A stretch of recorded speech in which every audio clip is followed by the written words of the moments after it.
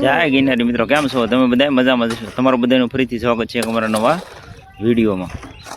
તો આપણે જો થોડાક સમય પહેલાં મકાન બનાવવાનું કામકાજ ચાલુ કર્યું હતું શેડનું, એ આજે પૂરું થઈ ગયું. જુઓ આપણે સૌથી પહેલાં પાયા થાપ્યા, પછી જો આ વંડીસણી, અને ક્યારેક તો એવો દિવસ ઉગતો ને કે ફૂલ ચડક્યો હોય તો કડીક ખમી જવું પડતું, અને સટો જો અડધો પીડ્યો રહેતો હોય તો રાતે કામ ખેવું પડતું. પછી જો આ સેન્ટિંગવાળા એ તે ભાઈ સવારમાં વહેલા આવી જતા અને રાતે મોડા સુધી કામ કરતા, અને કાળા તડક્યાને જોવો એ પાંદરાને શોખઠાને બધા ફિટ કરતા.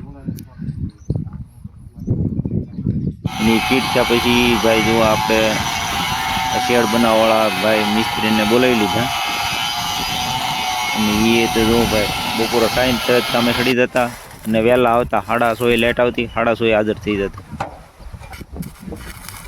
અને કામે એવું પરફેક્ટ કર્યું ને એણે, એક દોરો ત્યાં આગા પાછો જુઓ આંધામાં કે ક્યાંય રહેવા નથી દીધું, માપ લઈ લઈને બધાય. અને ભાઈ જુઓ અમે મહેનત એટલી કરી કે જુઓ કાળા તડક્યાને છે ને પતરા અને શોખઠા અને આ બધું જુઓ ચડાવતા. ભાઈ માણસો હોય ને તો જ આ જો શેડનું કામ થાય, નકર માણસો ઉગીને જો આ કાંઈ પતરા બતરા ચડે નહીં. અને આ લોખંડે એટલું ભારે કે એની વાત પૂછોમાં, એકથી તો આ લોખંડ ઊંચું ન થાય. અને જો આ પછી આપણે બહુ મહેનત પડતી, પછી તો લારી ઊંચી કરી અને પછી આપણે આવી રીતે ચડાવતા. તો ચડાવવામાં સહેલું પડતું, કેમ કે આપણે ઊંચું તો કરવું પડતું નહીં, થોડુંક સેટિંગ કરવું પડતું એ જ થાય ને. પછી તો આ બધું થઈ ગયું. પછી તો આ ઈંગલું તમે આવું નોધારા ઊભા રહીને આ જો આ બધું પકડી રાખવું પડતું, અને પવને એટલો ક્યારેક તો ઉડતો ને ઈંગલો આમથી આમ ફગાઈ નાખતા. ને આ ભાઈ જો સંજયભાઈ અગડગ ઊભા રહી ને વેલ્ડિંગ કરતા, અને અમુક તો એવા ટાંકા આવતા એને લાગી નતા આવતા, છતાં પણ એ ભાઈ છે ને કામમાં કંઈ ઘટવા નથી દીધું. અને પછી મોપ ચડાવ્યો, પછી જો આપણે શરીફળ ચડાવી દીધું છે.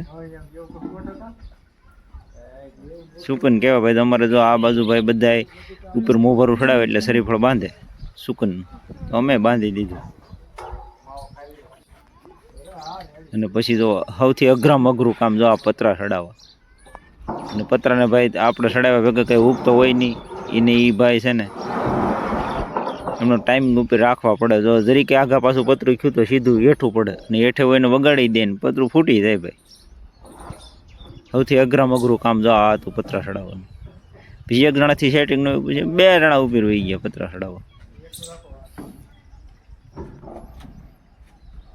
તો ઓલા ભાઈ ઘોડા ઉપર છે, ઘોડો તો કેટલી વાર તો એમ ફગી જતા કે આગળ હેઠા પડી જાય, એમ છતાં પણ એને થોડુંક બેલેન્સ બનાવી રાખ્યું.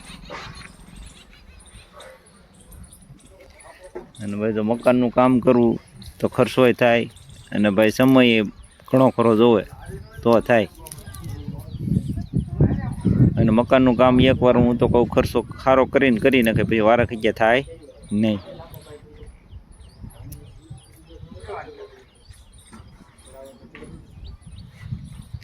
જો અમારે આ બધું આપણે સિમેન્ટના પતરા ચડાવ્યા છે, ઘણા લોખંડને ચડાવે, પણ ભાઈ વરસાદ વરસે ને તે લોખંડના પતરાનો અવાજ બહુ આવે.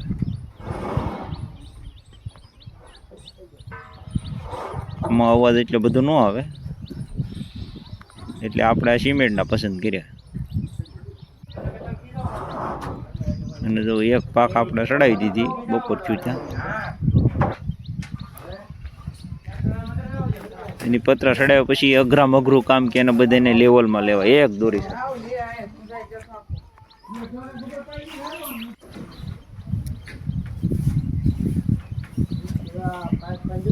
મોભારાનું પતરું તો એથી અઘરું ચડાવવામાં,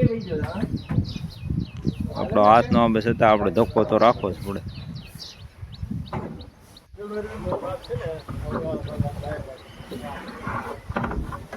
અને અમુક તો ઈંગલું એવી નજીક આવી જતી કે પતરું સમાતું નહીં પૂરું, તરાહું કરીને આડું તરાહું કરીને ચડાવવું પડે.